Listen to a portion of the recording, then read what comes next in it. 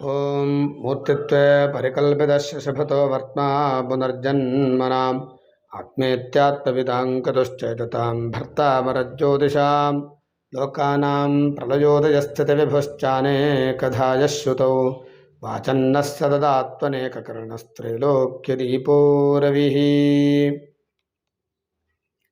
ನಮಸ್ಕಾರ. ಶುಕ್ರಗ್ರಹದ ವಿಚಾರಗಳನ್ನು ತಿಳಿದುಕೊಳ್ಳೋಣ.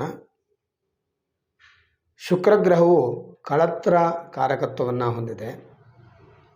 ಮದುವೆಯ ವಿಚಾರದಲ್ಲಿ, ಮದುವೆಯಾಗತಕ್ಕಂತಹ ಗಂಡಿನ ವಿಚಾರದಲ್ಲಿ ಅಥವಾ ಮದುವೆಯಾಗತಕ್ಕಂತಹ ಹೆಣ್ಣಿನ ವಿಚಾರದಲ್ಲಿ ಶುಕ್ರಗ್ರಹದ ವಿಚಾರವನ್ನು ತಿಳಿದುಕೊಳ್ಳಬೇಕು. ಶುಕ್ರಗ್ರಹ ಸ್ವಕ್ಷೇತ್ರದಲ್ಲಿದೆಯೋ, ಉಚ್ಚ ಸ್ಥಾನದಲ್ಲಿದೆಯೋ, ನೀಚ ಸ್ಥಾನದಲ್ಲಿದೆಯೋ, ಅದರ ಮೂಲ ತ್ರಿಕೋಣ ಯಾವುದು, ಇದೆಲ್ಲವನ್ನು ತಿಳಿದುಕೊಂಡು ಪಾಪಗ್ರಹಗಳ ದೃಷ್ಟಿ, ಶುಭಗ್ರಹಗಳ ದೃಷ್ಟಿ ಇದೆಲ್ಲವನ್ನು ತಿಳಿದುಕೊಂಡು ಶುಕ್ರಗ್ರಹದ ಮುಖಾಂತರವಾಗಿ ಮದುವೆಯಾಗತಕ್ಕಂತಹ ಗಂಡು ಅಥವಾ ಹೆಣ್ಣಿನ ವಿಚಾರಗಳನ್ನು ತಿಳಿದುಕೊಳ್ಳಬೇಕು. ಅಥವಾ ವೈವಾಹಿಕ ಜೀವನ ಹೇಗಿರುತ್ತೆ ಅನ್ನೋದನ್ನು ಕೂಡ ಶುಕ್ರಗ್ರಹದಿಂದ ತಿಳಿದುಕೊಳ್ಳಬಹುದು. ಶುಕ್ರಗ್ರಹದ ತೊಂದರೆಗಳು ಜಾತಕದಲ್ಲಿ ಇದ್ದಲ್ಲಿ ಆಗ ವಜ್ರವನ್ನು, ಉಂಗುರದ ಬೆರಳಿಗೆ ವಜ್ರವನ್ನು ಧರಿಸಬೇಕು. ಆಗ ಆ ದೋಷಗಳು ನಿವಾರಣೆಯಾಗುತ್ತೆ. ಶುಕ್ರಗ್ರಹಕ್ಕೆ ವೃಷಭ, ತುಲಾ ರಾಶಿಗಳು ಸ್ವಕ್ಷೇತ್ರವಾಗುತ್ತೆ. ಮೀನರಾಶಿ ಉಚ್ಚಸ್ಥಾನವಾಗುತ್ತೆ. ಕನ್ಯಾ ರಾಶಿ ನೀಚಸ್ಥಾನವಾಗುತ್ತೆ. ತುಲಾ ರಾಶಿ ಮೂಲ ತ್ರಿಕೋಣವಾಗುತ್ತೆ. ಶುಕ್ರಗ್ರಹ ವೃಷಭ, ತುಲಾ ಅಥವಾ ಮೀನರಾಶಿಗಳಲ್ಲಿದ್ದರೆ ಶುಭ ಫಲವನ್ನು ಕೊಡುತ್ತೆ. ಕನ್ಯಾ ರಾಶಿಯಲ್ಲಿದ್ದರೆ ಅಶುಭ ಫಲವನ್ನು ಕೊಡುತ್ತೆ. ಹಾಗೆ ಕನ್ಯಾ ರಾಶಿಯಲ್ಲಿದ್ದು ಪಾಪಗ್ರಹಗಳ ದೃಷ್ಟಿಯೂ ಕೂಡ ಇದ್ದಲ್ಲಿ ಹೆಚ್ಚು ಅಶುಭ ಫಲವನ್ನು ಕೊಡುತ್ತೆ. ಹಾಗಾಗಿ ಶುಕ್ರಗ್ರಹ ಯಾವ ರಾಶಿಯಲ್ಲಿದೆ ಮತ್ತು ಯಾವ ಗ್ರಹಗಳ ಶುಭ ಗ್ರಹಗಳ ದೃಷ್ಟಿ ಅಥವಾ ಅಶುಭ ಗ್ರಹಗಳ ದೃಷ್ಟಿ ಯಾವುದಿದೆ ಅನ್ನೋದನ್ನು ತಿಳಿದುಕೊಂಡು ಅದಕ್ಕೆ ಸಂಬಂಧಪಟ್ಟಂತಹ ವಿಷಯಗಳನ್ನು ನಾವು ತಿಳಿದುಕೊಳ್ಬೇಕು. ತೊಂದರೆಗಳಿದ್ದಲ್ಲಿ ಪೂಜೆ, ಹೋಮದ ಮುಖಾಂತರವಾಗಿ ಪರಿಹಾರವನ್ನು ಮಾಡಿಕೊಳ್ಬೇಕು. ಶುಕ್ರಗ್ರಹದ ಶಾಂತಿಯನ್ನು ಮಾಡಿಕೊಳ್ಬೇಕು. ಶುಕ್ರಗ್ರಹದ ದಶಾವರ್ಷ 20 ವರ್ಷಗಳ ಕಾಲ ದಶಾವರ್ಷ ಇರುತ್ತೆ. ಅಂಗಾಂಗಕ್ಕೆ ಸಂಬಂಧಪಟ್ಟಂತಹ ವಿಷಯವನ್ನು ತಿಳಿದುಕೊಳ್ಬೇಕು ಅಂತಾದರೆ ವೀರ್ಯಸ್ಥಾನವನ್ನು ನೋಡಬೇಕು ಶುಕ್ರಗ್ರಹಕ್ಕೆ ಅನುಗುಣವಾಗಿ. ಅಥವಾ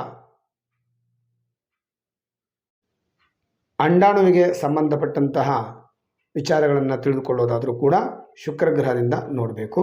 ವೀರ್ಯಕ್ಕೆ ಸಂಬಂಧಪಟ್ಟಂತಹ ದೋಷಗಳು ಅಥವಾ ಅಂಡಾಣುವಿಗೆ ಸಂಬಂಧಪಟ್ಟಂತಹ ದೋಷಗಳಿದ್ದಲ್ಲಿ ವೈದ್ಯೋಪಚಾರವನ್ನು ಮಾಡಬೇಕು.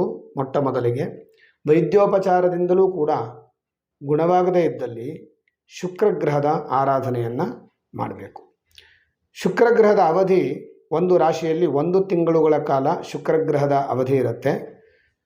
ಈ ಶುಕ್ರಗ್ರಹಕ್ಕೆ ಆಗ್ನೇಯ ದಿಕ್ಕು ಶುಭವಾದಂತಹ ದಿಕ್ಕು. ಶುಕ್ರಗ್ರಹ ಅಧಿಪತಿಯಾಗಿದ್ದಲ್ಲಿ ಆಗ್ನೇಯ ದಿಕ್ಕು ಕೂಡ ಶುಭವಾಗುತ್ತೆ. ಜಲತತ್ವವನ್ನು ಶುಕ್ರಗ್ರಹಕ್ಕೆ ಹೇಳಿದ್ದಾರೆ. ಶುಕ್ರಗ್ರಹದ ಅಧಿಪತಿಯಾಗಿದ್ದಲ್ಲಿ ಅಂದರೆ ವೃಷಭ, ತುಲಾ ರಾಶಿಗಳಿಗೆ ಶುಕ್ರಗ್ರಹ ಅಧಿಪತಿ, ಮೀನರಾಶಿಗಳಿಗೆ ಶುಕ್ರಗ್ರಹ ಉಚ್ಚಸ್ಥಾನ. ಇದಕ್ಕೆ ಜಲತತ್ವವನ್ನು ಹೇಳಿದ್ದಾರೆ. ನೀರಿಗೆ ಸಂಬಂಧಪಟ್ಟಂತಹ ಅನುಕೂಲತೆಗಳು ಇವರಿಗೆ, ನೀರಿನಿಂದ ಅನುಕೂಲತೆಗಳು ಇವರಿಗೆ ಉಂಟಾಗುತ್ತೆ. ಹಾಗೆಯೇ ಪೂಜೆಯ ಪುನಸ್ಕಾರಗಳಲ್ಲಿ ಧಾನ್ಯದ ವಿಷಯಕ್ಕೆ ಬಂದರೆ ಅಕ್ಕಿಯನ್ನು ಬಳಸಬೇಕು. ಅಕ್ಕಿಯಿಂದ ಸಂಬಂಧಪಟ್ಟಂತಹ ನೈವೇದ್ಯಗಳನ್ನು ತಯಾರು ಮಾಡಿ ನಿವೇದನೆ ಮಾಡಬೇಕು ಅಥವಾ ಅಕ್ಕಿಯನ್ನು ದಾನವಾಗಿ ಕೊಡಬೇಕು ಶುಕ್ರಗ್ರಹದ ದೋಷದ ನಿವಾರಣೆಗೆ. ಇನ್ನು ಇಂದ್ರಿಯ ವಿಷಯಕ್ಕೆ ಬಂದರೆ ನಾಲಿಗೆ ಶುಕ್ರಗ್ರಹಕ್ಕೆ ಸಂಬಂಧಪಟ್ಟಂತಹ ಇಂದ್ರಿಯ.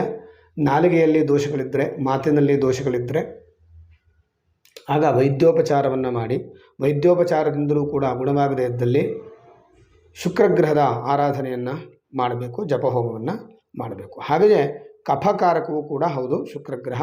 ಕಫಕ್ಕೆ ಸಂಬಂಧಪಟ್ಟಂತಹ ರೋಗ ರುಜಿನಗಳಿದ್ದಲ್ಲೂ ಕೂಡ ಶುಕ್ರಗ್ರಹದ ಆರಾಧನೆಯನ್ನು ಮಾಡಬೇಕು. ಲೋಹ ಅಂತಂದರೆ ಬೆಳ್ಳಿಯ ಲೋಹ. ಪೂಜೆ ಪುನಸ್ಕಾರಗಳಲ್ಲಿ ಬೆಳ್ಳಿಯನ್ನು ದಾನವಾಗಿ ಕೊಡಬೇಕು. ಅದರಿಂದಲೂ ಕೂಡ ಶುಕ್ರಗ್ರಹದ ದೋಷಗಳು ನಿವಾರಣೆ ಆಗುತ್ತೆ. ಇನ್ನು ಶುಕ್ರಗ್ರಹದ ಜಪ ಹೋಮಾದಿಗಳನ್ನು ಮಾಡಬೇಕು ಅಂತಾದರೆ 16,000 ಜಪವನ್ನು ಮಾಡಬೇಕು ಶುಕ್ರಗ್ರಹಕ್ಕೆ ಸಂಬಂಧಪಟ್ಟು, ಅಥವಾ ದಶಾಭುಕ್ತಿಯಂತೆ 20,000 ಜಪವನ್ನು ಮಾಡಬೇಕು. ಜಪದ ದಶಾಂಶ ಹೋಮ, ಹೋಮದ ದಶಾಂಶ ತರ್ಪಣ, ತರ್ಪಣದ ದಶಾಂಶ ಮಾರ್ಜನ, ಮಾರ್ಜನದ ದಶಾಂಶ ಭೋಜನ.